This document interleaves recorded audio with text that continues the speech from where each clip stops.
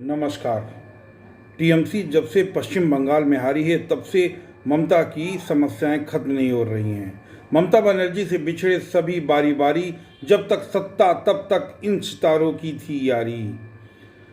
पश्चिम बंगाल में सत्ता गंवाने के बाद ममता बनर्जी के चहेते चेहरे एक एक करके उनका साथ छोड़ते जा रहे हैं। इनमें वे फिल्मी सितारे भी हैं जो कभी टीएमसी के टिकट पर जीतकर संसद पहुंचे थे, पार्टी के लिए एक ग्लैमर और गर्व कहलाए। इनमें से सयानी घोष, जून मालिया जैसी ग्लैमरस अभिनेत्रियां हैं जो शत्रुघ्न सिन्हा और देव जैसे दिग्गज कलाकार भी हैं। लेकिन ममता के हाथ से सत्ता क्या गई, इन सितारों ने भी किनारा कर लिया। गुरुदत्त की क्लासिक फिल्म कागज के फूल का गाना है, देखे जमाने की यारी, बिछड़े सभी बारी बारी। मतलब कि दुनिया सारी, बिछड़े सभी बारी बारी। पश्चिम बंगाल में ममता बनर्जी का यही हाल है नजर आ रहा है। टीएमसी में फिलहाल दीदी एकला चलने की को मजबूर हो चली हैं। पश्चिम बंगाल की चुनावी रैली में हृदय आक्षे काबा, नैने मदीना गाकर सुर्खियां बटोरने वाली सुरीली सयानी घोष या बंगाली सिनेमा की दिग्गज अभिनेत्री और लोकसभा की उप नेता शताब्दी राय भी बागी हो गई हैं। उनका अंदाज ममता बनर्जी को कभी नहीं लग रहा है। इसी तरह कभी बीजेपी से नाराज, जिसे बिहारी बाबू शत्रुघ्न सिन्हा को टीएमसी ने दोबारा संसद पहुंचाया, राजनीतिक प्रतिष्ठा दिलाई, उनका नाम बागियों की सूची में तो ममता की पार्टी में हाल समझा जा सकता है। सियासत में कौन कब और किसका शत्रु और मित्र बन जाए कहा नहीं जा सकता। राजनीति में भी मित्र कठिन है। यूं ही नहीं कहा गया पश्चिम बंगाल का मौजूदा हाल सबका सबसे ताज़ा नजीर है। मौजूदा हालात, शत्रुघ्न सिन्हा का खामोश रहना, टीएमसी से किनारा कर लेना ममता बनर्जी के लिए बहुत बड़ा झटका है। ममता बनर्जी के लिए अपनी पार्टी संभालना मुश्किल होता जा रहा है। पार्टी में भागम भाग मची है। पुलिस बुधवार को खबर आई कि टीएमसी के 19 बागी सांसद ने हस्ताक्षर दिए। इसी सूची में ऐसे नाम हैं जिन पर ममता बनर्जी कभी भरोसा किया करती थी। हम प्याला हम निवाला थे ममता बनर्जी के। शत्रुघ्न सिन्हा हिंदी फिल्म के अलावा राष्ट्रीय राजनीति का प्रमुख चेहरा रहे। संसद के दोनों सदनों में रह चुके हैं। 96 से 2008 तक 2 बार बीजेपी सांसद रहे। 2009 और 2014 में पटना साहिब से लोकसभा चुनाव जीते, जो अटल बिहारी वाजपेयी सरकार में केंद्रीय मंत्री थे। अब अटल सरकार में टीएमसी के भी एक घटक दल थी।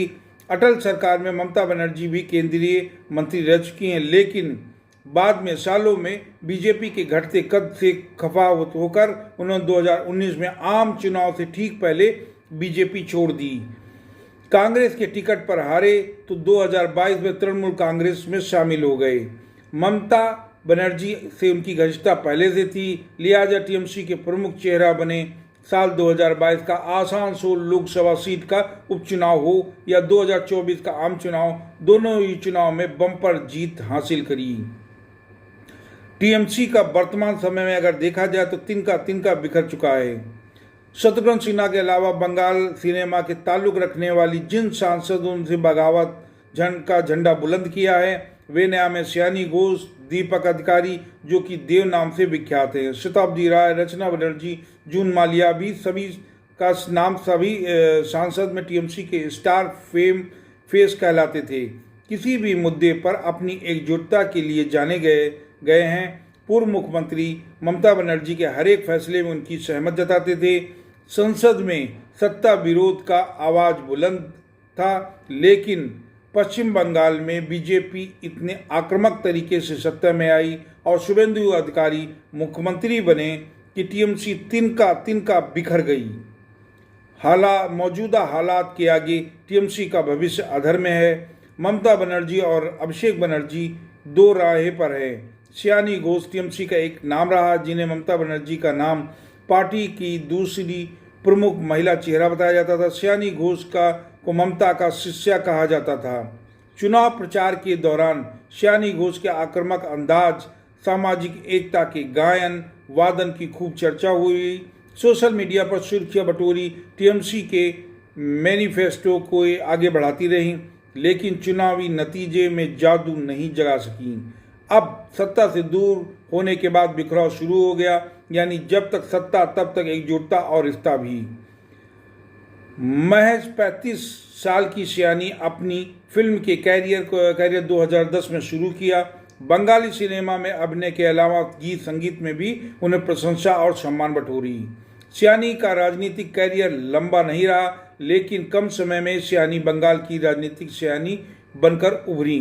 साल 2021 में टीएमसी में शामिल हुई। हालांकि उस साल की विधानसभा चुनाव में सियानी की सफलता नहीं, बल्कि इसके बावजूद 2024 के लोकसभा चुनाव में ममता बनर्जी ने उन्हें टिकट दिया, जिसके बाद वह जादवपुर लोकसभा से क्षेत्र में जीतकर संसद पहुंची, जिसके बाद सियानी को राष्ट्रीय स्तर पर ख्याति मिली।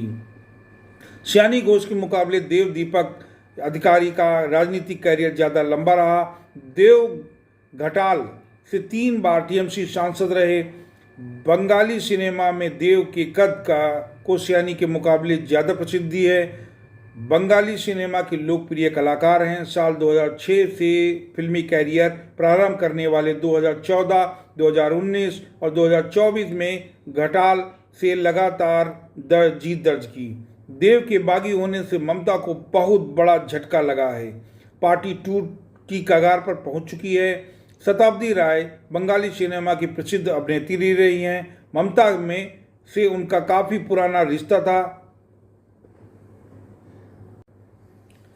अब सही बात में कहा जाए तो टीएमसी का ग्लैमर गायब हो चुका है। ममता बनर्जी पर आरोप लगा रहे उन्होंने चुनाव जीतने पर आम जनता को रिझाने के लिए ग्लैमर का भरपूर सहारा लिया। इन्हीं में सांसद बनी जून मालिया और रचना बनर्जी का भी नाम लिया जाता है।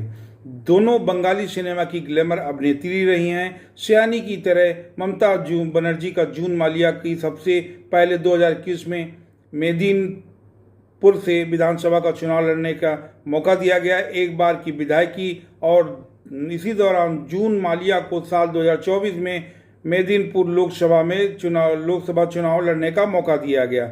जून मालिया जीत दर्ज कर संसद पहुंची, लेकिन जून मालिया के अलावा अभिनेत्री से सांसद बनी रचना चटर्जी ने भी संकट की घड़ी में ममता का साथ छोड़ दिया।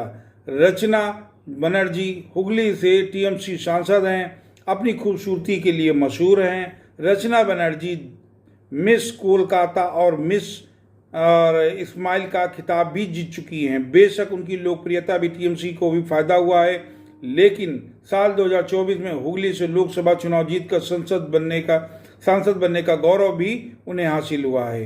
इन्हीं फिल्मी सितारों के अलावा जिन अन्य सांसदों के नाम सामने आए हैं उनमें हैं कोकिला घोष, यूसुफ पठान, जगदीश चंद्र बसनिया, अबू ताहिर खान, पार्थ भौमिक, बापी हल्दर, माला राय, मिताली बाग, कालीपत सोरेन, अरूप चक्रवर्ती, डॉक्टर शर्मिला सरकार और अस्मित कुमार मलहात बताते हैं। टीएमसी से अलग होने वाले इन नेताओं की लंबी सूची भी हो सकती है। जाहिर है ऐसे में अंदाजा लगाना मुश्किल है कि टीएमसी में ममता के साथ कौन कौन बचेगा। अब इन बातों को देखा जाए तो टीएमसी धीरे धीरे खत्म होने के कगार पर है। जिस तरह से सांसद और विधायक टीएमसी छोड़कर जा रहे हैं, तो मुझे लगता है पश्चिम बंगाल में टीएमसी का द एंड हो जाएगा। फिर भी ममता को इस बारे में सोचना चाहिए कि उनके पास से लोग टूटकर क्यों जा रहे हैं। अगर आपको वीडियो अच्छी लगी हो तो फिर मिलते हैं, और कमेंट में अपनी राय दें और चैनल को सब्सक्राइब करें। नमस्कार।